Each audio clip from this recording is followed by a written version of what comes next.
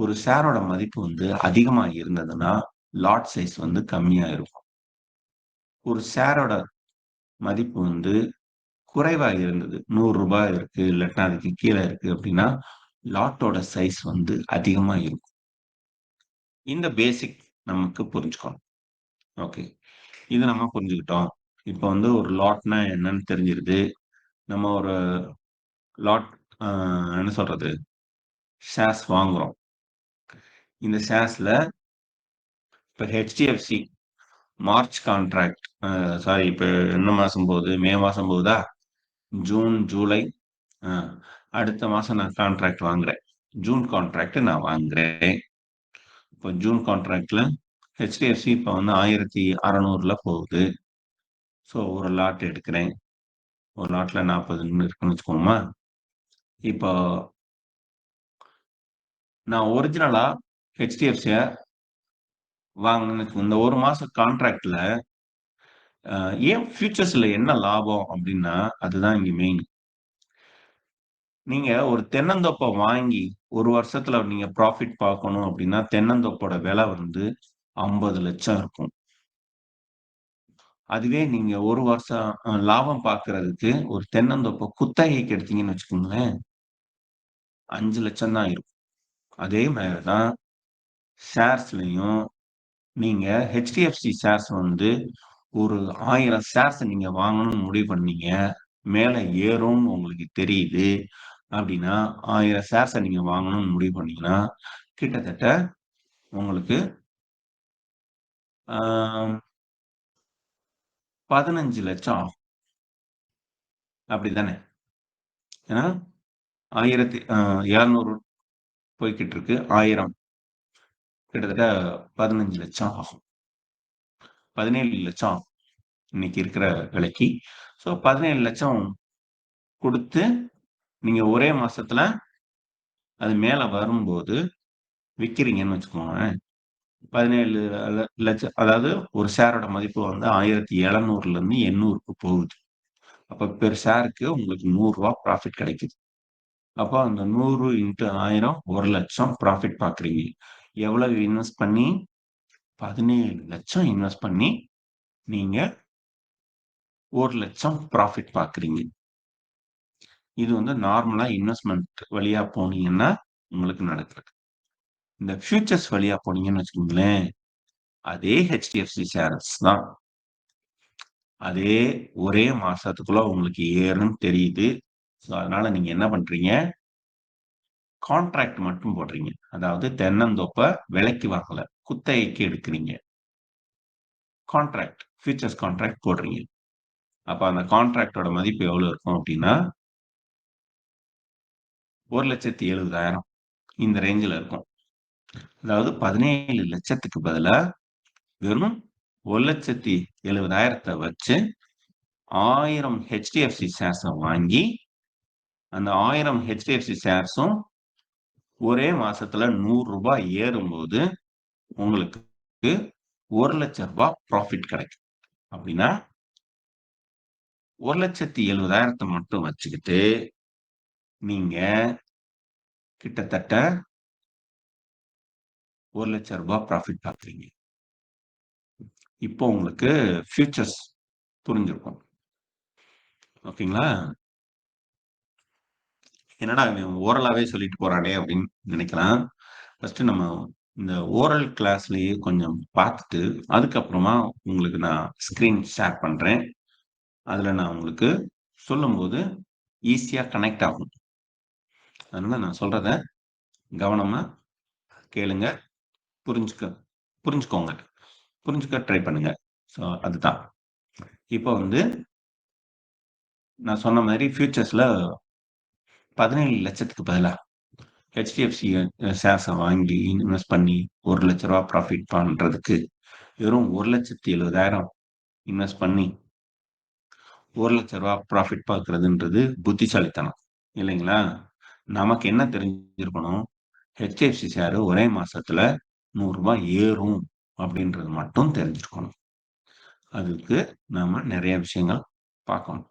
அதெல்லாம் fundamental and technical அனாலிசிஸ்ல நம்ம பார்ப்போம். ஓகேங்களா? இது மொத விஷயம். இப்ப வந்து HDFC ஷேர்ஸு திடீர்னு கீழ இறங்கும்னு நீங்க முடிவு பண்றீங்க. அதாவது முடிவு இல்ல. மார்க்கெட் அப்படிதான் போய்க்கிட்டு இருக்கு. ஒரு அ இப்ப அதானி குரூப் ஞாபகம் இருக்குங்களா? அதானி குரூப் மேல ஒரு அலிகேஷன் வந்தது. அந்த அலிகேஷன் வந்தது அப்ப கிட்டத்தட்ட ஒவ்வொரு ஷேர்ஸும் வந்து 40% போனாங்க. அதாவது நெகட்டிவ்ல அ போச்சு. கீழ இறங்குச்சு. அதானி குரூப் ஆஃப் ஷேர்ஸ்ல வந்து கிட்டத்தட்ட ஒரு 10 கம்பெனிஸ் இருக்காங்க. 10 கம்பெனிஸோட ஷேர்ஸும் கீழ போச்சு. அதுவும் நியர்லி 40% வரைக்கும் கீழ போச்சு.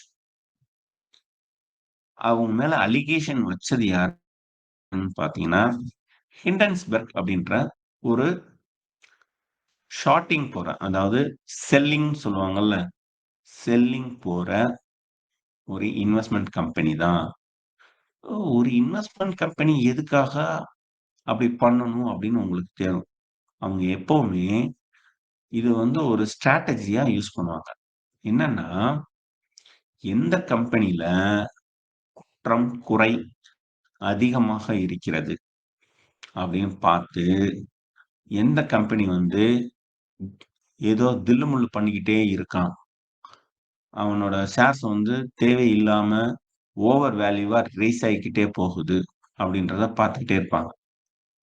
அப்புறம் அந்த கம்பெனிய பத்தி ஸ்டடி பண்ணுவாங்க. ரிசர்ச் பண்ணுவாங்க. ரிசர்ச் பண்ணி அவங்க எதிர்பார்த்த மாரியே எதனா அதுல நெறைய நெகட்டிவ் ரிப்போர்ட்ஸ் வருதுன்னா, தெரிஞ்சிருச்சுன்னு வச்சுக்கோங்க, எல்லாத்தையும் கலெக்ட் பண்ணுவாங்க. இந்த கலெக்ட் பண்ணி வச்சுட்டு, வேலையா அந்த ஷேர்ஸோட செல்லிங்ல போவாங்க. ஃபியூச்சர்ஸ் இருக்குல்ல, அதோட ஃபியூச்சர்ஸ் அ கான்ட்ராக்ட்ல செல்லிங்ல போவாங்க. செல்லிங் அ எப்படி சொல்றது? இது கண்டிப்பா கீழ விழுகும் அப்படின்னு சொல்லிட்டு ஒரு பெரிய அமௌண்ட் செல் கான்ட்ராக்ட் வாங்கிக்குவாங்க. ஸோ அந்த செல் கான்ட்ராக்ட் வாங்கிட்டு, அடுத்த 1 வாரத்துல இவங்க அந்த ரிப்போர்ட்ட பப்ளிஷ் பண்ணுவாங்க. இவங்க ரிப்போர்ட் படிச்சு பார்க்கிறவங்க, அதுல நெறைய உண்மை இருக்குன்னு தெரிஞ்ச உடனே, ஒவ்வொரு கம்பெனியா பெரிய பெரிய ஆட்கள்லாம் வெளிய போவாங்க. அதாவது foreign institutional investors and domestic institutional investors அவங்கலாம் வெளில போவாங்க. ஏன் இவங்க சொல்றீங்க? அப்ப எங்கள மாரியான காமன் பீப்பிள ஏன் சொல்றதில்ல அப்படின்னு சொன்னா, இவங்க தான் ஷேர் மார்க்கெட்ல பிக் பிளேயர்ஸ். இந்த ஃபாரின் இன்ஸ்டிடியூஷனல் இன்வெஸ்டர்ஸ், இந்த டொமஸ்டிக் இன்ஸ்டிடியூஷனல் இன்வெஸ்டர்ஸ் இவங்க யாரு அப்படின்னா, mutual funds companies, insurance companies அ இவங்க மாரியான ஆட்கள். இவங்களுக்கெல்லாம் ஒரு கம்பெனி வந்து நியாயமா நடக்கணும் அப்படின்றதுல ரொம்ப தெளிவா இருப்பாங்க. நியாயமா நடக்கிற கம்பெனிஸ்ல மட்டும் தான் பண்ண முடியும். இன்வெஸ்ட்மென்ட் பண்ணுவாங்க. ஏன் அப்படின்னா, அதுதான் ரொம்ப நாளைக்கு நிக்கும். இல்லாட்டினா விழுந்துரும். அப்படின்றது தான் சிம்பிள் ஸ்ட்ராட்டஜி. ஸோ, இப்ப ஹிண்டன்பர்க் ரிப்போர்ட் வருது. வந்தோனே இந்த எஃப்ஐஐ வந்து அதானி குரூப்ல இருந்து வெளியில போறாங்க. அத தொடர்ந்து நம்ம ஊரு மியூச்சுவல் ஃபண்ட்ஸ் கம்பெனிஸ் டிஐஐ அவங்களும் வெளியில போறாங்க. இவங்க போக, போக, போக கீழ விழுந்துகிட்டே போகுது. இப்படி விழுக, விழுக யாருக்கு ப்ராஃபிட்டு? நம்ம தலைவனுக்கு தான் ப்ராஃபிட். அம் நண்பர்களே, நீங்க யாரும் ஸ்க்ரீன் ஷேர் பண்ண வேண்டாம். நாங்க ஷேர் பண்ணிக்கிறோம். அ சார், நீங்க ஸ்க்ரீன் ஷேர் பண்ண வேண்டாம். அது கொஞ்சம் ஷேரிங்க ஸ்டாப் பண்ணிக்கோங்க. ஏன்னா மத்தவங்களுக்கு ஒரு குழப்பத்த உண்டாக்கக்கூடாது.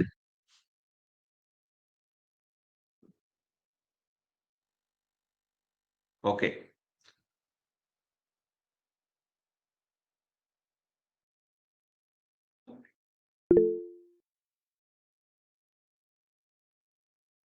ஓகே.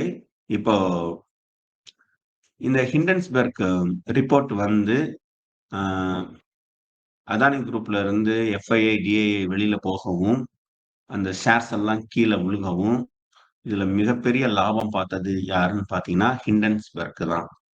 ஏன்னா, அவங்க தெளிவா இத பண்ணாங்க. ரிப்போர்ட்.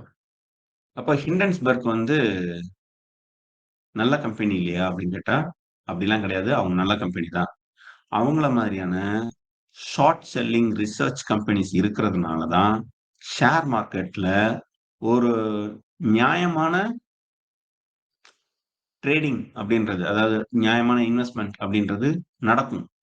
ஒரு வாட்ச் டாக் இருந்தால் மட்டும்தான் அங்க வந்து ஒரு ஃபேர் ட்ரேடிங் மாடல் ரன் ஆகிக்கிட்டு இருக்கும். நம்மளோட இன்வெஸ்ட்மெண்ட்டும் சேஃபா இருக்கும். ஸோ அதனால ஹிண்டன்ஸ்பர்க் மேல எந்த தப்பும் இல்லை. தப்பு அதானி குரூப் மேல தான். அதானி குரூப் வந்து ஃபேக்கா அவங்களுடைய இன்வெஸ்ட்மெண்ட்டை ரைஸ் பண்ணிக்கிட்டே இருந்தாங்க. மார்க்கெட் வேல்யூ வந்து ரைஸ் பண்ணிக்கிட்டே இருந்தாங்க. ஸோ அதுதான் அவங்க தப்பு. ஸோ அதைத்தான் கேள்வி கேட்டா, கேள்வி கேட்கறதுக்கு முன்னாடி ரொம்ப புத்திசாலித்தனமா ஷார்ட்ல போயிட்டு, அதாவது செல்லிங்ல போயிட்டு ப்ராஃபிட் பார்த்தாங்க. இது ஏன் சொல்ல வரேன் அப்படின்னா, மார்க்கெட்ல செல்லிங் போகும் அப்படின்னு, அதாவது ஒரு பர்டிகுலர் ஷேர்ஸ் வந்து ஒரு அலிகேஷன்ஸ்ல மாட்டுது. இப்ப பஞ்சாப் நேஷனல் பேங்க் மேல ஒரு அலிகேஷன்ஸ் வந்தது, ஐசிஐசிஐ பேங்க் மேல ஒரு அலிகேஷன்ஸ் வந்தது, எஸ் பேங்க் மேல ஒரு அலிகேஷன்ஸ் வந்தது. ஸோ இந்த மாதிரியான குற்றச்சாட்டுகள் வரும்போது அந்த நிறுவனங்களோட பங்குகள் அப்படின்றது கீழே விழுகும்போது அந்த நேரத்துல செல் கான்ட்ராக்ட்ல நம்ம போயிடணும். போயிட்டா நமக்கு லாட்ரி சீட் அடிச்ச மாதிரி செம்ம லாபம் பார்க்கலாம். ஸோ அந்த மாதிரி நேரத்துல நம்ம ஷேர்ஸை வாங்கி இது என்ன சொல்றது, இன்வெஸ்ட்மெண்ட்லாம் பண்ணக்கூடாது. இந்த மாதிரி நேரத்துல ஃபியூச்சர்ஸ்ல போயிட்டு செல் கான்ட்ராக்ட்ல பல்கா வாங்கி கீழே நல்ல ப்ராஃபிட் பார்த்துட்டு போகணும். ஓகேங்களா? ஸோ ஃபியூச்சர்ஸோட அவசியம் என்ன அப்படின்றத நான் புரிஞ்சுக்கிறேன். சொல்ல வர்றேன் உங்களுக்கு. ஃபியூச்சர்ஸ் கான்ட்ராக்ட் வந்து ஹலோ நமக்கு இப்படியெல்லாம் மார்க்கெட் விழுகும் போதும் நமக்கு வருமானம் தேடி தரும். கொரோனால நிறைய பேருக்கு இந்த ஃபியூச்சர்ஸ் பத்தி நல்லா தெரிஞ்சவங்க லட்சக்கணக்கில் சம்பாதிச்சாங்க, கோடிக்கணக்கில் சம்பாதிச்சாங்க. ஏன்னா கோவிட பத்தி நல்லா தெரியும், அது இன்னும் நல்லா போகும் அப்படின்றத தெரிஞ்சுக்கிட்டு கரெக்டா செல்லிங் போய் செம்ம ப்ராஃபிட் பார்த்தாங்க. ஸோ அதே மாதிரி இப்போ மார்க்கெட் வந்து ரொம்ப உளைச்சலா இருக்கு, இல்ல ஒரு கவர்மெண்ட் மாறுது, இல்ல எக்ஸ்டர்னல் ஃபேக்டர் ஏதோ ஒரு வார் நடக்குது, இதெல்லாம் வந்து மார்க்கெட்டை பாதிக்குமோ, இல்ல ஒரு பாலிசி சேஞ்சஸ் நடக்குது, இப்படி நடக்கும் போது எல்லாமே மார்க்கெட் விழுகும். மார்க்கெட் விழுகும்போது நம்ம வந்து இன்வெஸ்ட்மெண்ட் பண்ணக்கூடாது, ட்ரேடிங் பண்ணணும். எப்படியான ட்ரேடிங்? இந்த ஷார்ட்டிங் சொல்லுவாங்க, அல்லது செல்லிங் போகணும். அதுவும் பல்கா கான்ட்ராக்ட்ல போய் ஃபியூச்சர்ஸ் கான்ட்ராக்ட்ல போயிட்டு செம்ம காசு பார்க்கணும். இதே மாதிரி இந்த ஃபியூச்சர்ஸ் கான்ட்ராக்டர்ல 2 விதமான ஷேர்ஸை நம்ம வாங்கணும். அதாவது கான்ட்ராக்டை நம்ம வாங்கலாம். பை கான்ட்ராக்ட், செல் கான்ட்ராக்ட் இல்ல. அது வந்து buying model, buying are selling model, அதாவது என்ட்ரி மாடல் அப்படின்னு சொல்லலாம். நான் சொல்றது கான்ட்ராக்ட்லயே 2 டைப் இருக்கும். அது என்ன அப்படின்னா, இண்டெக்ஸ் அப்படின்னு சொல்லுவோம், அதுக்கடுத்து ஸ்டாக் அப்படின்னு சொல்லுவோம். இண்டெக்ஸ்னா என்ன அப்படின்னா, இப்போ நிஃப்டி 50 அப்படின்றது ஒரு index. Nifty 100, Nifty 200, Nifty mid cap, Nifty small cap, Nifty bank, Nifty auto, Nifty IT, Nifty FMCG, இது மாதிரி ஏகப்பட்ட இண்டெக்ஸஸ். அப்படின்றது என்னன்னா, நிஃப்டி 50 எடுத்துக்குவோம். ஒரு டாப் 50 கம்பெனிஸ், நல்ல நியாயமான fair investment trading and business நல்ல கம்பெனிகள் 50 கம்பெனிகள். அந்த கம்பெனிகளோட கேபிட்டலைசேஷனுக்கு ஏற்ற மாதிரி ஒவ்வொரு கம்பெனிக்கும் ஒரு வெயிட்டேஜ். இப்போ ஹெச்டிஎஃப்சிக்கெலாம் 5% இருக்கும். இதுக்கு என்ன சொல்றது, ரிலையன்ஸுக்கு 5% இருக்கும். இதுவே தானே ஐடிசி இவங்களுக்குலாம் 1%, 2% வச்சிருப்பாங்க. ஐசிஐசிஐ இதெல்லாம் 1% இருக்கும்.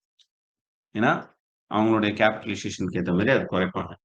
சோ இந்த பெர்சன்டேஜ் எல்லாத்தையும் கூட்டி பார்த்தோம்னா 100% இருக்கும். ஓகேங்களா? இந்த இண்டெக்ஸ்ல நீங்க பை ஆர் செல் அப்படின்றது போகலாம். சோ மார்க்கெட் மேல ஏறும், நிஃப்டி 50 மேல ஏறும் அப்படின்னு தெரிஞ்சுச்சுன்னா, நீங்க ஒரு பர்ட்டிகுலர் ஸ்டாக்க செலக்ட் பண்ண வேண்டாம். அதாவது HDFC அதுதான் எனக்கு வேணும் அப்படின்னு இல்லாம, ஒரு பர்ட்டிகுலர் கம்பெனில நீங்க செலக்ட் பண்ணாம, மொத்த மார்க்கெட்லயும் நீங்க வந்து இன்வெஸ்ட் பண்ண முடியும். அதுக்கு பேர் தான் இண்டெக்ஸ். மொத்த மார்க்கெட்டும் மேல ஏறும், மொத்த மார்க்கெட்டும் கீழ இறங்கும் அப்படின்ற இல்லாட்டினா ஒரு பர்ட்டிகுலர் இண்டஸ்ட்ரி மட்டும் மேல ஏறும். பேங்கிங் இண்டஸ்ட்ரி மட்டும் மேல ஏறும் அப்படின்னா, பேங்க் நிஃப்டில நாம அந்த கான்ட்ராக்ட்ட வாங்கலாம். ஆட்டோ நிஃப்டி மட்டும் மேல ஏறும். ஐ மீன் ஆட்டோ இண்டஸ்ட்ரி நல்லா ஏறும் அப்படின்னா, அதுல மட்டும் நம்ம என்ட்ரி பண்ணலாம். அப்போ ஒரு பர்ட்டிகுலர் ஸ்டாக்ல போகும்போது நமக்கு கிடைக்கிற அந்த வின்னிங் ப்ராபபிலிட்டி அப்படின்றது கம்மி. அதுவே தானா ஒரு ஹோல் இண்டஸ்ட்ரி இல்ல ஹோல் மார்க்கெட் எக்கானமியே அதாவது எல்லாரையுமே அஃபெக்ட் பண்ணக்கூடிய ஒரு காரணம் கிடைக்குது. ஃபார் எக்ஸாம்பிள் அதானி பொறுத்தவரைக்கும் அந்த ஒரு கம்பெனிய பாதிக்கிற மாதிரி தான் இன்ஃபர்மேஷன்ஸ் வருது. மொத்த மார்க்கெட்டையும் பெருசா பாதிக்கல. ஓகேங்களா? ஆனால் இப்ப மொத்த மார்க்கெட்டையும் பாதிக்கிற மாரி சில இன்ஃபர்மேஷன்ஸ்லாம் வரும். நம்மளுடைய அண்டை நாடுகளோட நமக்கு ஒரு வார் நடக்கலாம். இல்ல வந்து ஒரு முக்கியமான நகரங்கள்ல ஒரு டெரரிஸ்ட் அட்டாக் நடக்கலாம். இல்ல ஒரு முக்கியமான பாலிசி சேஞ்சஸ் நடக்கலாம். அ இல்ல நம்மள்ட்ட என்ன சொல்றது? அ நம்மளுடைய ஃபாரெக்ஸ் ரிசர்வ்ஸ் அதாவது நம்மளுடைய ஆர்பிஐயோட ஃபாரெக்ஸ் ரிசர்வ்ஸ் வந்து குறைஞ்சு போய் நம்மளுடைய ரூபாயோட மதிப்பு இறங்கலாம். இல்ல இன்ஃப்ளேஷன்ஸ் ரேட் ஏறலாம். இல்ல கோவிட் மாதிரியான பேண்டமிக் வரலாம். அப்போ பேண்டமிக்லாம் வந்துச்சு அப்படின்னா, மொத்த இண்டஸ்ட்ரியும் பாதிக்கும். அப்ப அந்த நேரத்துல நம்ம வந்து ஒரு பர்ட்டிகுலர் ஷேர்ஸ்ல மட்டும் நம்ம ப்ளே பண்ண முடியாது. மொத்த அ அந்த இண்டஸ்ட்ரியுமே நம்ம ப்ளே பண்ணணும் அப்படின்னும்போது, நம்ம இண்டெக்ஸ்ல போகணும். நிஃப்டி 50. இதுவே தான ஒரு பர்ட்டிகுலர் இண்டஸ்ட்ரிய பாதிக்கிற நியூஸ் வரலாம். எப்படின்னா, ஆட்டோ இண்டஸ்ட்ரிய மட்டும் பாதிக்கிற இண்டஸ்ட்ரி வருது நியூஸ் வருது அப்படின்னா, அப்போ நம்ம அந்த பர்ட்டிகுலர் இண்டெக்ஸ்ல மட்டும் பை பண்றதோ, செல் பண்றதோ நம்ம முடிவு பண்ணணும். இது இண்டெக்ஸ் அண்ட் ஸ்டாக் இதுல இருக்கிற ஃபியூச்சர்ஸ். ஓகேங்களா? இப்ப இந்த ஃபியூச்சர்ஸ் பார்த்தாச்சு. இனி அடுத்து நம்ம பார்க்க வேண்டியது ஆப்ஷன்ஸ். இந்த ஃபியூச்சர்ஸ்ல கூட நமக்கு வந்து ஒரு ரூ. 1,50,000 வேணும். இருந்தால் மட்டும் தான் ஏன்னா, இப்போ ஒரு நிலத்த குத்தகைக்கு எடுக்கிறதுன்னா என்ன சும்மாவாங்க? ரூ. 15,00,000 நிலத்த நீங்க குத்தகைக்கு எடுக்கணும்னாலும், உங்க கையில ஒரு ரூ. 1,50,000 காசு வேணும்ல? அதே மாரி தான் இங்க ஃபியூச்சர்ஸ்ல நீங்க ப்ளே பண்ணணும்னாலும் கையில வந்து ஒரு லம்சமா ஒரு அமௌண்ட் வேணும். சும்மா நான் மார்க்கெட்டுக்குள்ள வர்றேன் அப்படின்னு சொல்லிட்டு, கொஞ்சூண்டு பணத்த வச்சுக்கிட்டு, நம்ம ஃபியூச்சர்ஸ்ல நம்ம ப்ளே பண்ண முடியாது. ம். ஒரு பெரிய பல்க் அமௌண்ட் வேணும். ஆனா இந்த ஆப்ஷன்ஸ் இருக்குல்லங்க, அதுக்கு வந்து அப்படிலாம் எதுவும் கணக்கே கிடையாதுங்க. உங்க கையில ஒரு ரூ.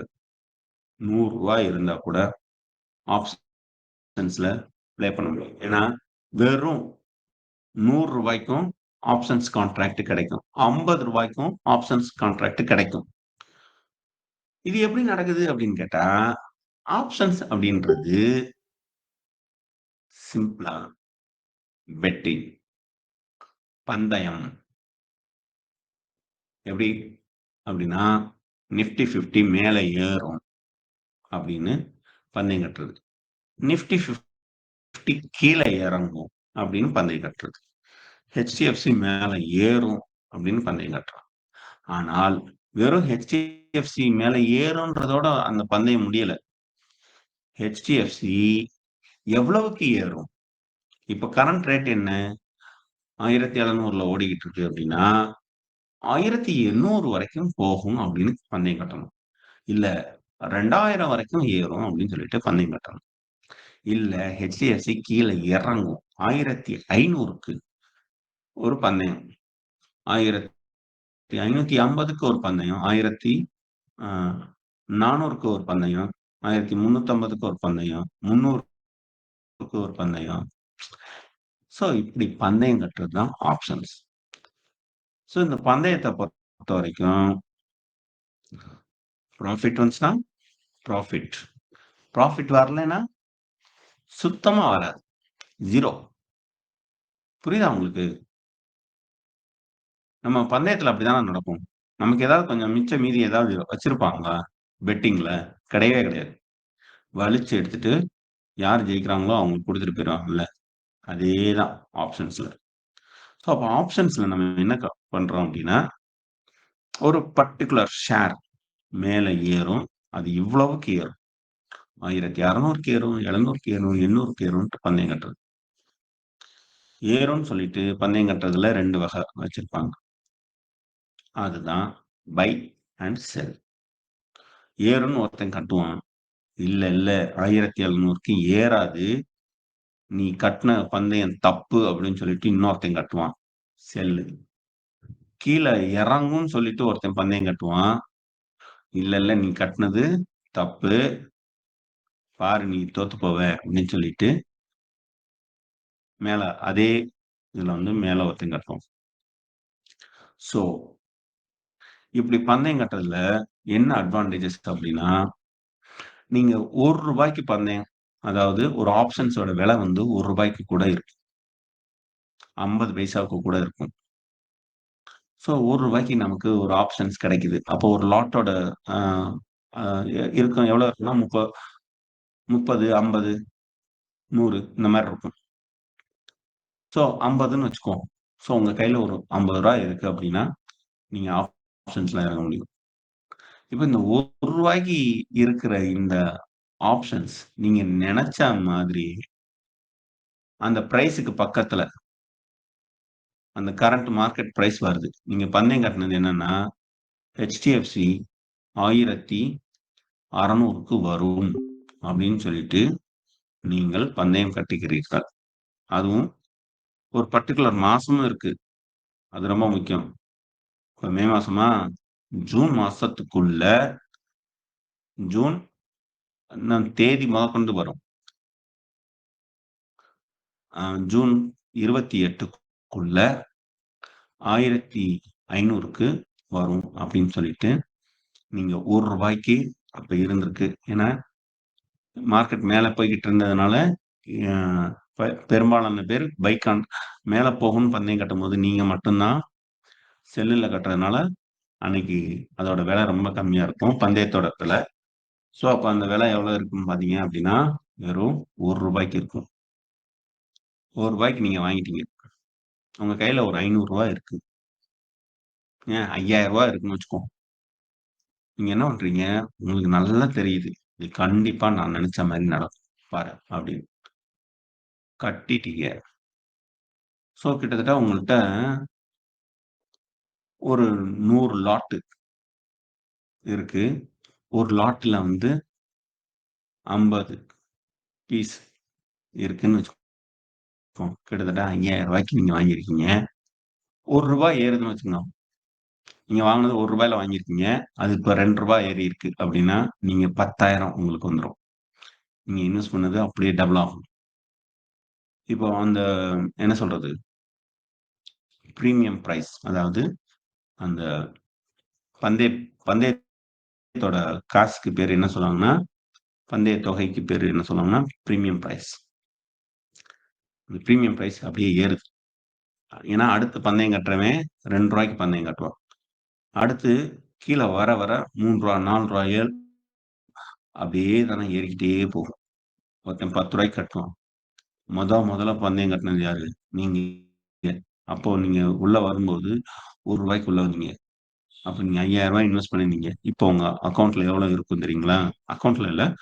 அந்த ட்ரேடிங்ல பாசிட்டிவ்ல எவ்வளவு இருக்கும் அப்படின்னு பார்த்தா, ரூ. 10க்கு ஏறி இருக்கிறதுனால ரூ. 50,000 ஏறியிருக்கு. அப்ப 9,000 அப்படின்றது வெறும் 5,000 மட்டுமே முதலீடு செய்து பெறப்பட்ட தொகை. அப்ப 5,000 இருந்து கிட்டத்தட்ட 45,000 ப்ராஃபிட் பார்க்குறீங்க. இதுதான் ஆப்ஷனின் மந்திரம். ஆனால் ஆப்ஷன்ஸ் நீங்க நெனச்ச மாதிரி எல்லா டைமும் இருக்குமா? அப்படின்னு கேட்டா இருக்காது.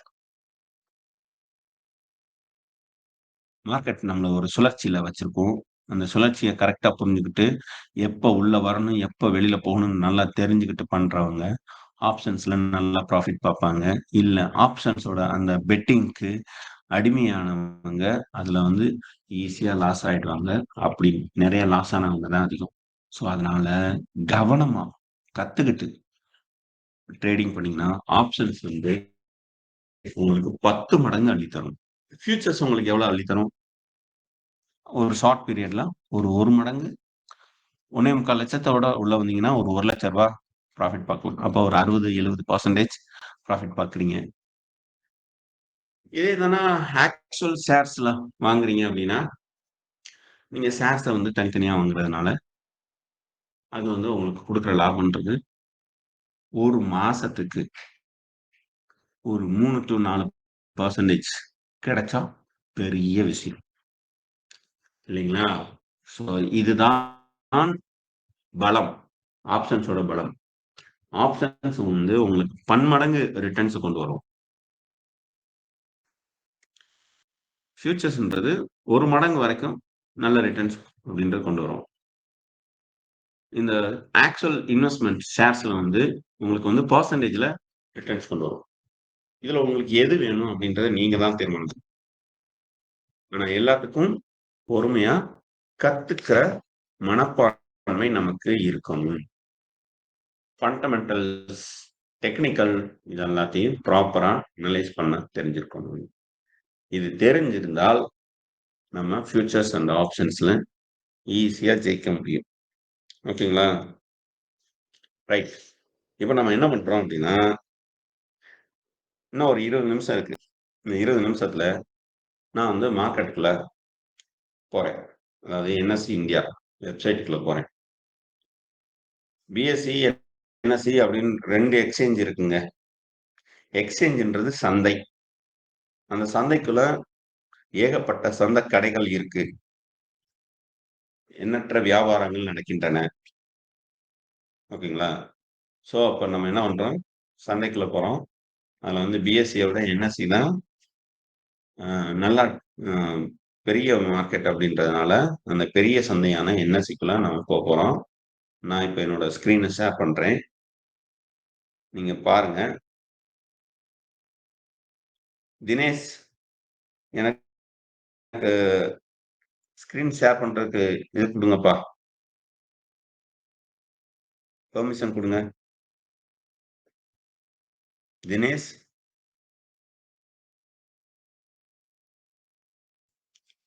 ஸோ எங்க டீம்ல அந்த ஸ்க்ரீன் ஷேர் பண்றதுக்கான பெர்மிஷன் அவங்க தான் வச்சிருக்காங்க. ஸோ அவங்க ஷேர் பண்ணணும்னா நான் வந்து உங்களுக்கு நான் பண்றேன். இப்ப என்ன அப்டின்னா, நம்மளுடைய இந்த ஃபியூச்சர்ஸ் அண்ட் ஆப்ஷன்ஸ பொறுத்தவரைக்கும்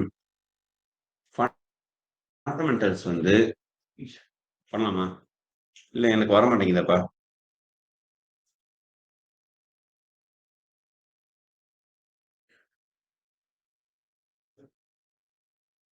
எனக்கு எனக்கு அப்ரூவ் பண்ணீங்களா? ம். இல்லப்பா.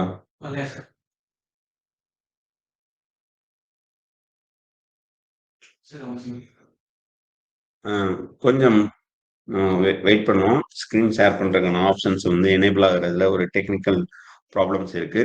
ஸோ, அதுக்குள்ள நம்ம வந்து திரும்ப மார்க்கெட்ட பத்தி கொஞ்சம் பேசிருவோம். இப்போ மார்க்கெட் எப்படி போயிட்டு இருக்கு? அப்படின்றத பேசிருவோம். அப்ப இப்ப வந்து எந்த இடத்துல நீங்க உள்ள என்ட்ரி ஆகுறதுக்கு நல்லா இருக்கும் அப்படின்றத நம்ம பேசிருவோம். இன்னைக்கு மார்க்கெட் பார்த்தீங்க அப்படின்னா, ஒரு 0.31% ஏறி இருக்கு. எந்த அளவுக்கு அப்படின்னு பாத்தீங்கன்னா 22,597ல வந்திருக்கு. ஒரு லாஸ்ட் 1 வீக்காவே இது வந்து ஏறிக்கிட்டே தான் இருக்கு. ஒரு 1 வீக் முன்னாடி பாத்தீங்கன்னா 22,275ல இருந்தது. இப்ப வந்து 597ல நிக்குது. ஒரு 250 பாயிண்ட்டுக்கு மேல ஏறி இருக்கு. இல்லைங்களா?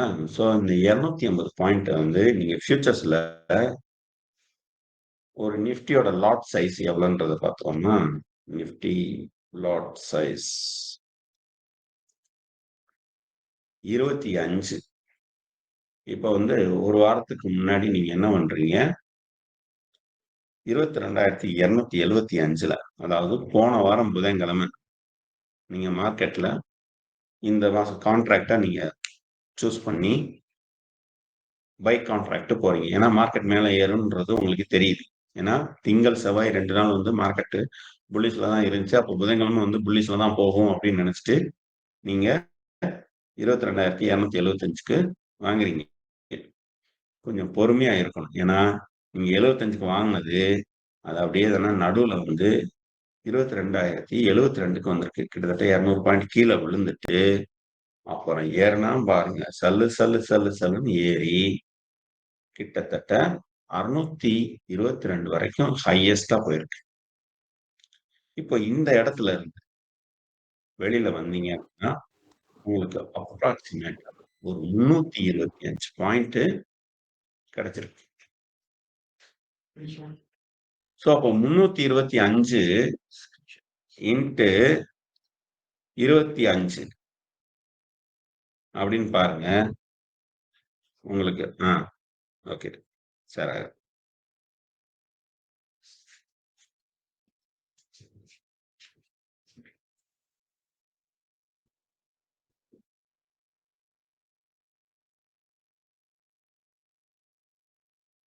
சோ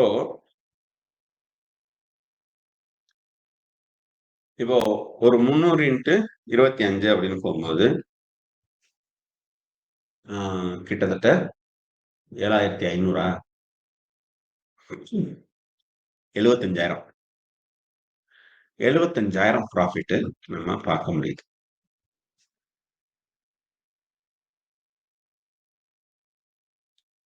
ஏன்னா அந்த அளவுக்கு ஒரு growth, மேசிவ் growth.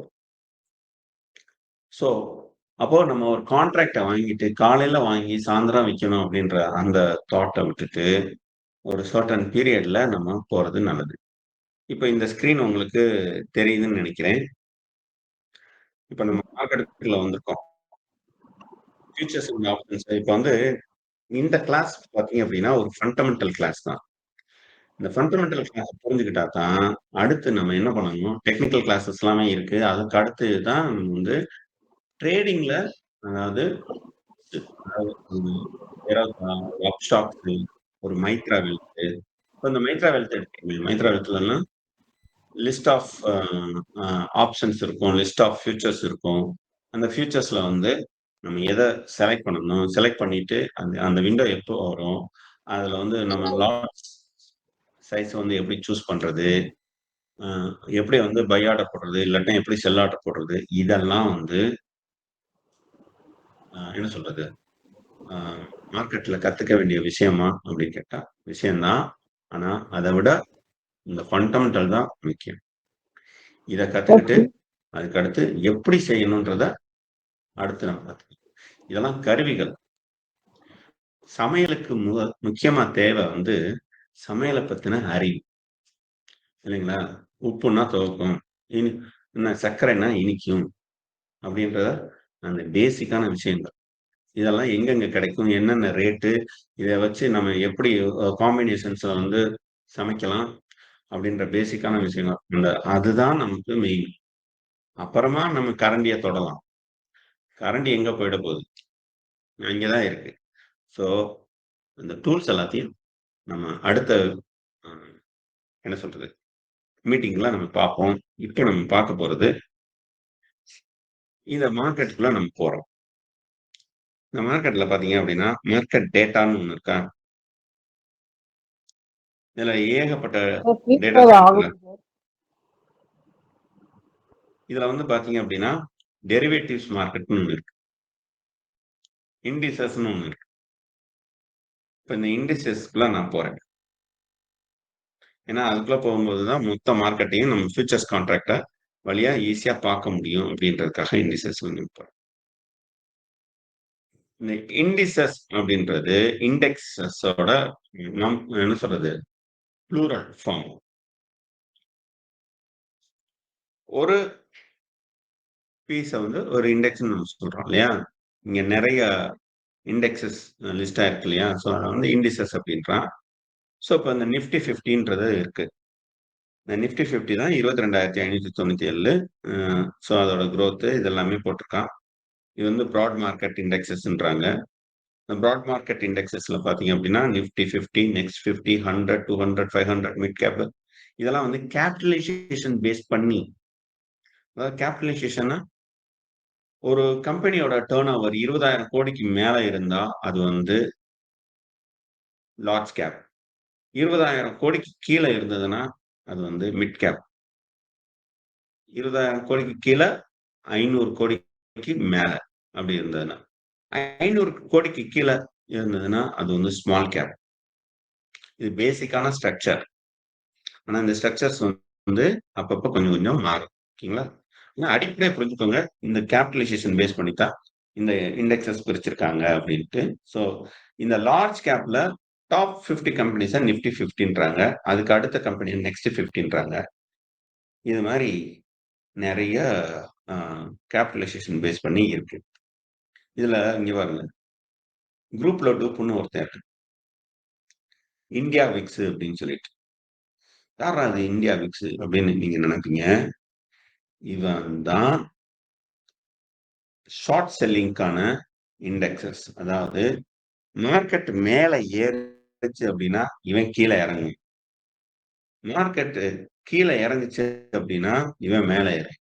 அதாவது ரிவர்ஸா இந்த இண்டெக்ஸ் இருக்கு.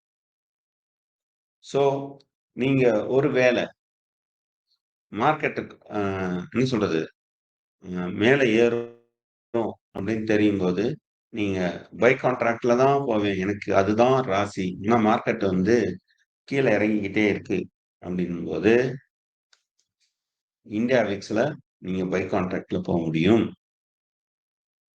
இல்ல நான் செல் கான்ட்ராக்ட்ல தான் போவேன், ஆனா மார்க்கெட் மேல ஏறிட்டு இருக்கு அப்படிங்கும்போது மார்க்கெட் மேல ஏறிச்சுன்னா இவனுக்கு ஆகாது, இவன் வந்து கீழே இறங்குவான். மார்க்கெட் நெகட்டிவா போச்சுன்னா இவன் வந்து மேல ஏறலாம் அப்படின்றதுனால இந்த இடத்துல செல் கான்ட்ராக்ட் நம்ம போகணும். ஓகேங்களா? சோ இதையும் நம்ம புரிஞ்சுக்கணுன்றதுக்காக நான் சொல்ல வரேன். இது மட்டும் இல்ல, ஸ்மால் கேப்பு, மிட் கேப்பு நிறைய இருக்கு. இவனுங்கள புரிஞ்சுக்கிட்டா தான் நீங்க மியூச்சுவல் ஃபண்ட்ஸ்ல கூட சரியான ஃபண்ட நீங்க செலக்ட் பண்ணி இன்வெஸ்ட் பண்ண முடியும். இதுல ஒரு முக்கியமான இண்டெக்ஸ் இருக்கு. பல பேர் நோட் பண்ணாத ஒரு விஷயம். நிஃப்டி டோட்டல் மார்க்கெட்னு ஒண்ணு இருக்கு.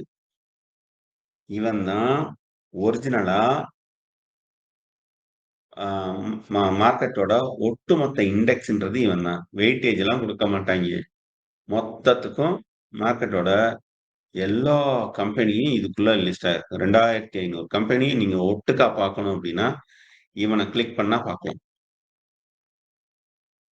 இதுவே தானே டாப் 50 கம்பெனியை கிளிக் பண்ண பார்க்கணும் அப்படின்னா இதை கிளிக் பண்ணோம்னா இந்த டாப் 50 கம்பெனிஸோட லிஸ்ட் நமக்கு கிடைக்கும். ஓகேங்களா? சோ இதை நம்ம பார்க்குறோம்ல. இதுல ஒவ்வொன்றுக்கும் ஒரு ஒரு வெயிட்டேஜ் இருக்குன்னு சொன்னேன் இல்லையா? அந்த வெயிட்டேஜை வந்து நீங்க இங்க பார்க்க முடியாது. தனியா சர்ச் பண்ணீங்கன்னா உங்களுக்கு கிடைக்கும். ஓகேங்களா? அதை அடுத்து பாருங்க. பட் இதுல யார் யார் இருக்காங்க அப்படின்றத பார்த்துக்கோங்க. ஓகே. இப்ப நம்ம திரும்ப இங்க வருவோம். இன்னும் நமக்கு டைம் கொஞ்சம் என்ன சொல்றது மீட்டிங் முடிய போறதுனால கொஞ்சம் வேகமா நம்ம போகலாம். ப்ராட் மார்க்கெட் இண்டெக்ஸஸ் மாதிரியே தானா வேற என்னெல்லாம் இண்டெக்ஸஸ் இருக்குன்னா செக்டோரியல் இண்டெக்ஸஸ் இருக்கு. செக்டோரியல் இண்டெக்ஸ் பார்த்தீங்க அப்படின்னா ஒவ்வொரு செக்டாருக்கும் தனித்தனியா இருக்கும். Bank, auto, financial services.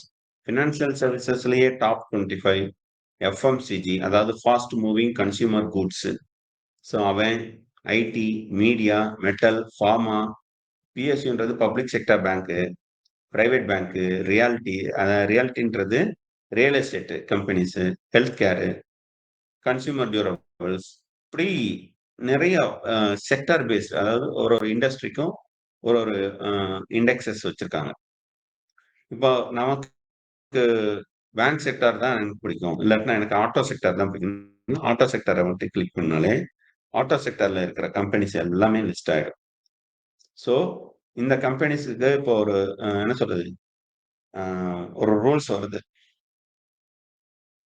Petroleum வெஹிக்கிள்ஸ்ல வந்து இந்த பழைய இன்ஜின் மாடல் எல்லாத்தையுமே யூஸ் பண்ணக்கூடாது. புதுசா என்ன சொல்றது, பொல்யூஷன் கண்ட்ரோல்ல ஒரு சேஞ்சஸ் கொண்டு வர்றாங்க அப்படின்னு வருதுன்னு வச்சுக்கோங்களேன். அப்போ அது ஒட்டுமொத்த இண்டஸ்ட்ரியும் இஃபெக்ட் பண்ணணும் அப்படின்ற சமயத்துல நம்ம என்ன பண்ணலாம், இந்த இண்டெக்ஸஸ்ல செல் போகலாம். இல்ல இதை பூஸ்ட் பண்ணணும், அதாவது ஆட்டோ இண்டஸ்ட்ரியை வந்து பூஸ்ட் பண்ணணும், எம்ப்ளாய்மெண்ட்டை வந்து இன்க்ரீஸ் பண்ணணும் அப்படின்னு சொல்லிட்டு கவர்மெண்ட் இவங்களுக்கு வந்து ஜிஎஸ்டியை குறைக்கிறாங்க. ஒரு 18% இருந்து 12% குறைக்கிறாங்க. 28 இருந்து 18 கொண்டு வர்றாங்க. இதெல்லாம் நடக்கும், நடக்கிறதுக்கான ப்ராபிலிட்டி அதிகமா இருக்கு. ஸோ கொண்டு வர்றாங்கன்னு வச்சுக்கோங்களேன், உடனே தானே ஆட்டோ இண்டஸ்ட்ரீஸ் என்ன சொல்றது, நல்ல ஏறும். ஏன் அப்படின்னா இந்த ஜிஎஸ்டியோட ரேட் குறைஞ்சினாலே பிரைசிங் பயங்கரமா குறையும். ஒரு நியர்லி என்ன சொல்றது, அங்க 6% குறைச்சாங்கன்னா மார்க்கெட்ல பாத்தீங்கன்னா நமக்கு ஒரு 12% குறையும். 12% அந்த பிரைசிங் வந்து குறையும். அப்படி குறைஞ்சுன்னா இன்னும் வண்டி வந்து சேல்ஸ் அதிகமாகும். அப்படி சேல்ஸ் அதிகமாச்சு அப்படின்னா இந்த இண்டஸ்ட்ரிலாம் இன்னும் அவங்களோட growth வந்து அதிகமா ஏறும். ஸோ இந்த மாதிரியான நியூஸ் எல்லாம் மொத்த இண்டஸ்ட்ரியுமே என்ன சொல்றது, பாதிக்குன்றதுனால, ஐ மீன் பாதிக்குன்றத விட பூஸ்டப் ஆக்கும் அப்படின்னு சொல்லலாம். அப்படி அஃபெக்ட் பண்ணணும்னா அப்போ அந்த இடத்துல நீங்க நிஃப்டி ஆட்டோல நீங்க பை பண்ணணும். ஓகேங்களா? ஸோ அடுத்து பாத்தீங்க அப்படின்னா இன்னும் வேற என்னெல்லாம் இருக்கு, ஸ்ட்ராட்டஜிஸ் இண்டெக்ஸஸ். நமக்கு முக்காவாசி இதெல்லாம் நான் ஏன் காமிக்கிறேன் அப்படின்னா, நம்மள பெரும்பாலான பேர் வந்து மார்க்கெட்ல ஆயிரக்கணக்கான ஆப்ஷன்ஸ் இருந்தாலும், அதாவது ஆயிரக்கணக்கான options means future fund options சொல்லல, நான் சொல்ல வர்றது வழிகள். நமக்கு வெவ்வேறு வழிகள் இருந்தாலும் நம்ம கண்ணு கடிவாளம் கட்டின குதிரை மாதிரி நமக்கு என்ன சொல்லப்பட்டிருக்கோ அது வழியா தான் நம்ம போவோம். ஆனா நான் இங்க உண்மை என்னன்றத உங்களுக்கு புரிய வைக்கணுன்றதுக்காக கொஞ்சம் எலாபரேட்டா நான் சொல்லிக்கிட்டு இருக்கேன். இத்தனை விதமான வழிகள் இருக்கு அப்படின்னு. ஸோ இந்த ஸ்ட்ராட்டஜி இண்டெக்ஸஸ் இருக்கு இல்லையா, இதுலயும் நீங்க இன்வெஸ்ட் பண்ணலாம். அதுக்கு அடுத்து தீமெட்டிக் இண்டெக்ஸஸ், அதுக்கு அடுத்து ஃபிக்ஸட் இன்கம். ஸோ இது மாதிரி நிறைய இருக்குங்க. இதுல எல்லாத்துலயுமே நீங்க வந்து முதலீடு, ஐ மீன் ட்ரேடிங் நீங்க பண்ண முடியும். இது அடிப்படை புரிஞ்சுக்கிச்சா? ஓகே. இப்ப நம்ம என்ன பண்றோம், அடுத்து மார்க்கெட்டோட டெரிவேட்டிவ்ஸ்க்குள்ள போறோம்.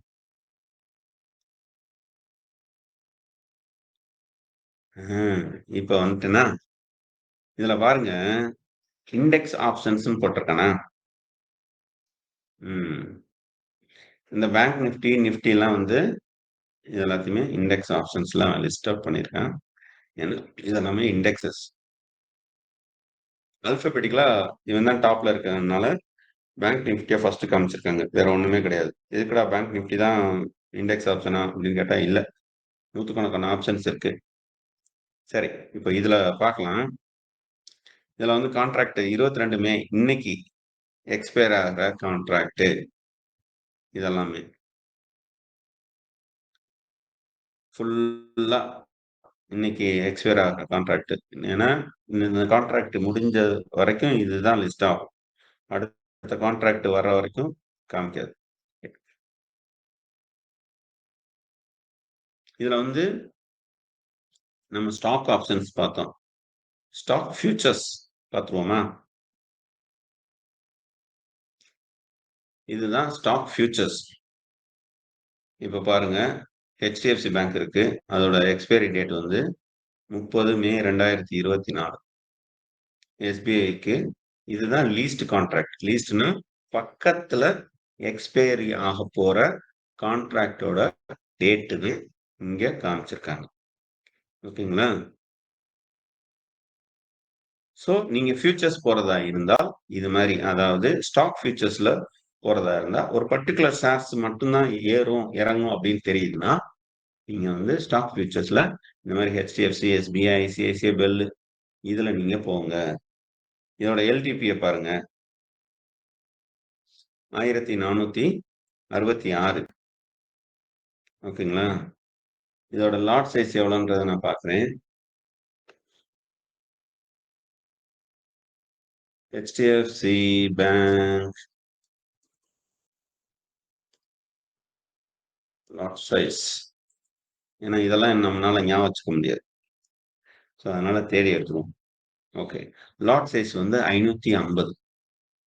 நீங்க ஒரு சிங்கிள் ஷேர் வாங்க முடியாது ஃபியூச்சர்ஸ்ல, ஒரு லாட்டா தான் வாங்க முடியும். ஓகேங்களா? இப்போ வந்து 550 இன்ட்டு இந்த 1600 1466 எவ்வளோ இருக்குன்னு பார்த்துக்கோங்க. கேன்சி போடுறேன்.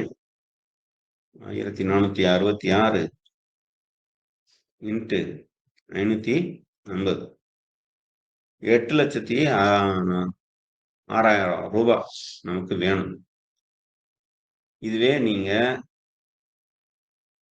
இதை நீங்க எவ்வளவுக்கு வாங்கலாம் அப்படின்னா உங்களுக்கு வந்து ஒரு 1,00,000 இல்லை 80,000 இந்த ரேஞ்சில் தான் உங்களுக்கு கிடைக்கும்.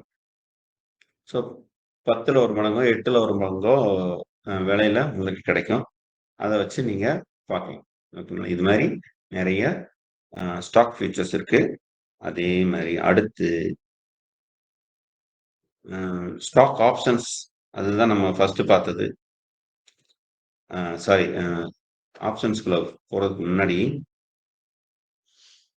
கான்ட்ராக்ட்ல நிஃப்டி 50 ஃபியூச்சர்ஸ் பார்த்தோம். நிஃப்டி 50 ஆப்ஷன்ஸ் ஃபர்ஸ்ட் நம்ம பார்த்துருவோம். பேங்க் நிஃப்டி 23 மே நாளைக்கு நடக்க போற கான்ட்ராக்டோட ஆப்ஷன்ஸோட டீடைல். இது இண்டெக்ஸ் ஆப்ஷன்ஸ். இதே மாதிரி ஸ்டாக் ஆப்ஷன்ஸ் இருக்கு. இப்போ ரிலையன்ஸ் இருக்கு, இதை நான் கிளிக் பண்றேன்.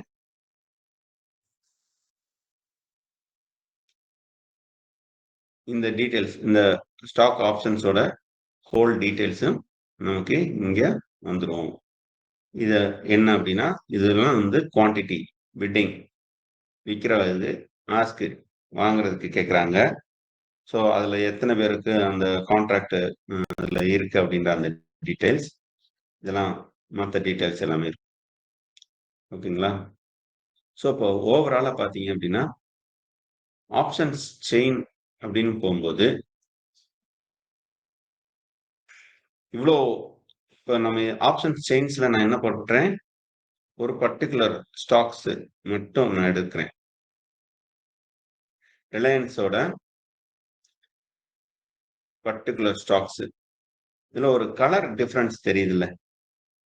இதுல வந்து இந்த மேல பாத்தீங்க அப்படின்னா அண்டர்லைங் பிரைஸ்ன்னு இருக்குல்ல, 2921. இது வந்து மார்க்கெட்ல இப்ப போய்கிட்டு இருக்கிற பிரைஸ். இந்த பிரைஸ்ல இருந்து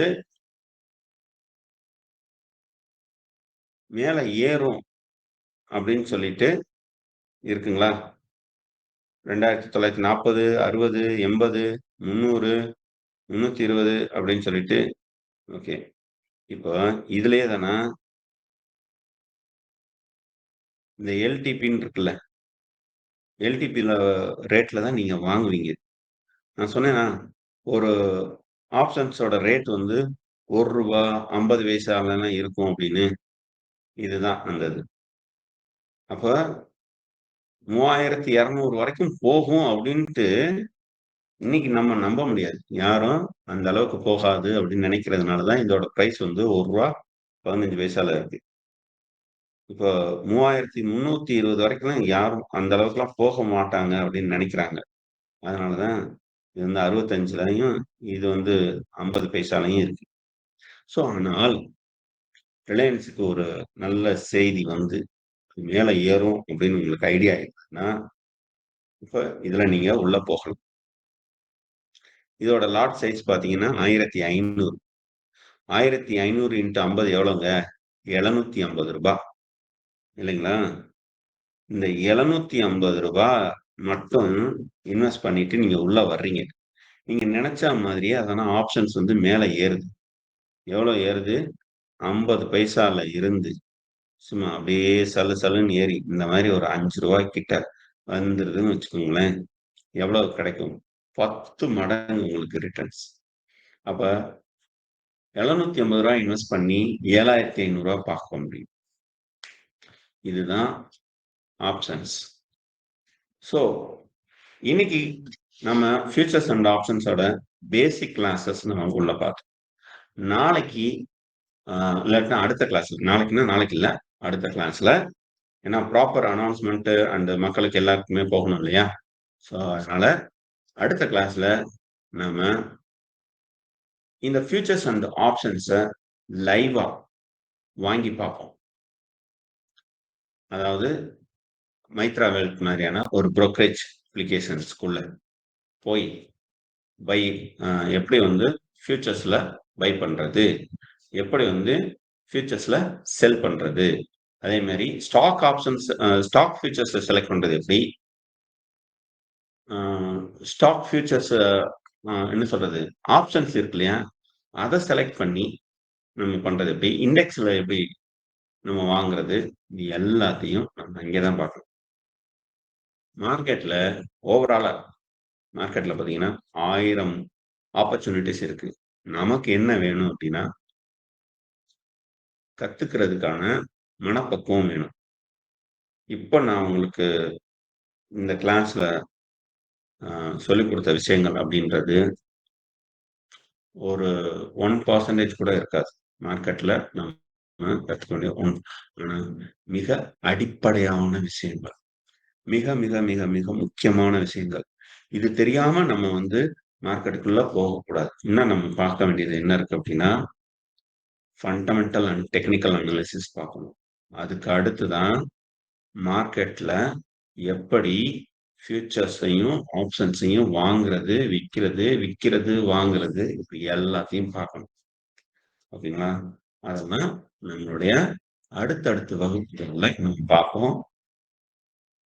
இன்னைக்கு எங்களோட இந்த வகுப்பில் கலந்து கொண்ட உங்கள் அனைவருக்கும் எங்களின் நெஞ்சார்ந்த நன்றிகள். இதே மாதிரி அடுத்தடுத்த வகுப்புகள்ல உங்களுக்கு நம்ம தொடர்ந்து நிறைய விஷயங்கள் பார்ப்போம். இது உங்களுக்கு புரிஞ்சிருக்கும்னு நினைக்கிறேன். நீங்க என்ன பண்ணுங்க அப்படின்னா உங்களுடைய ஸோ இதுல உங்களுக்கு ஏதாவது ஒரு கேள்விகள் இருந்ததுன்னா ஒருத்தர் 2 பேர் 2 கேள்விகளுக்கு நமக்கு பதில் சொல்றதுக்கு டைம் இருக்கு. ஸோ 2 கேள்விகள் கேட்கலாம். எதுவும் கேள்விகள் இருக்குங்களா?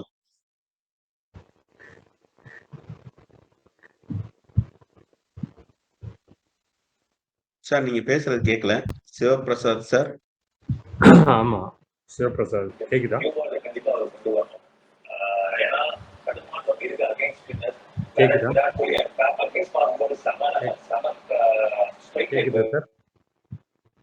சார் சொல்லுங்க சார். சிவபிரசாத் சார் சொல்லுங்க சார். ஆமா ஒன்றும் இல்லை, நீங்க சொன்னது பேசிக் தான் புரிஞ்சுது.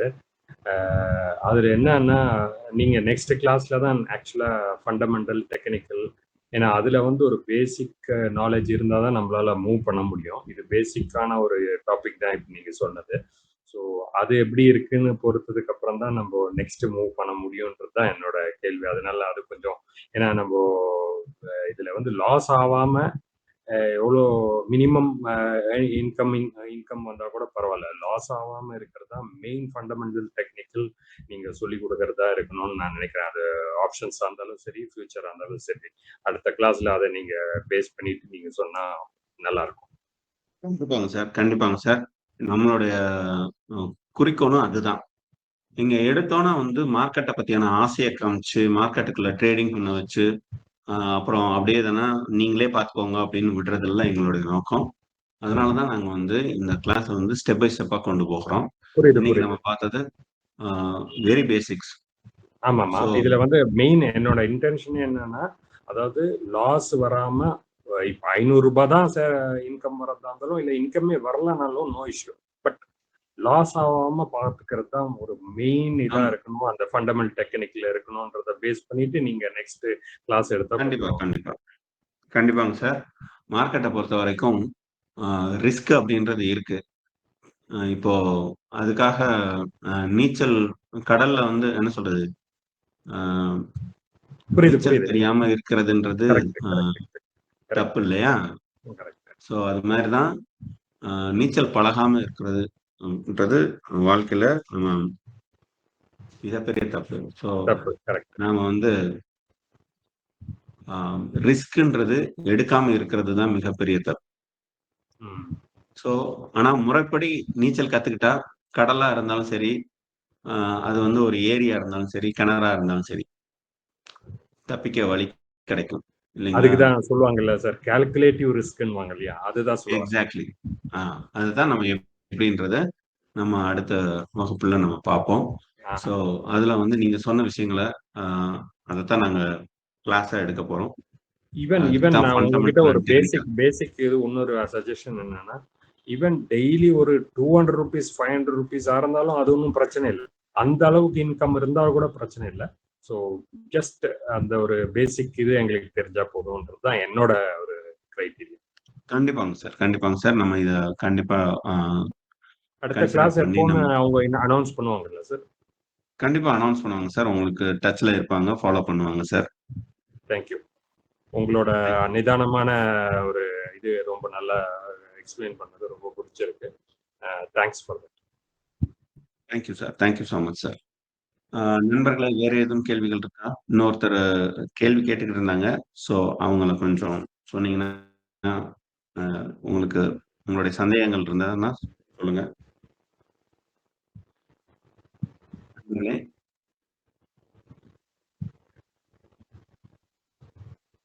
வேற ஏதேனும் கேள்விகள் இருக்குங்களா? இன்னும் ஒரு கேள்விக்கு பதில் சொல்லலாம்.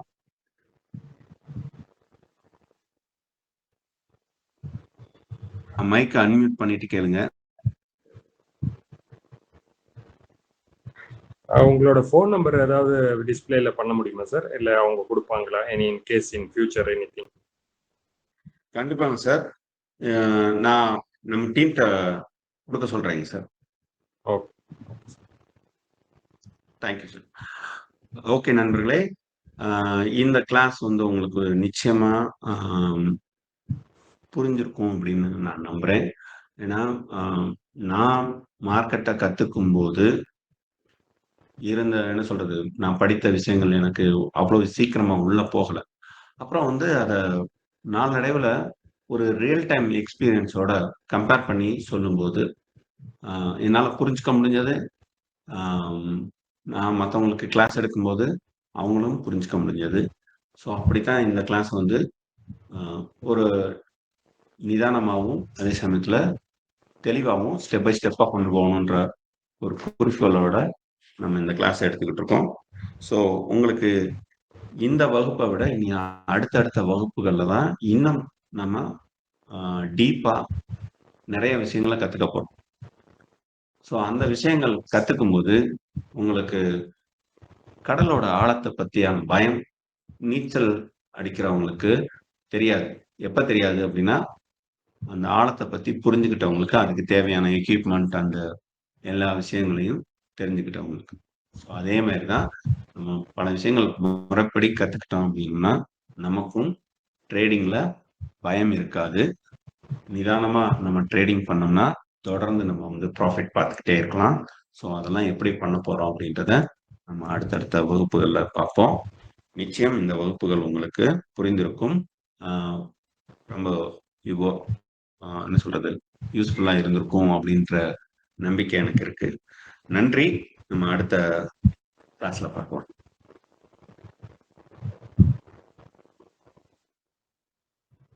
தேங்க் தேங்க்யூ நண்பர்களே. Thank you so much. உங்களுடைய மெசேஜ் எல்லாம் நான் பார்த்துட்டு இருக்கேன். Thank you so much. தேங்க்யூ.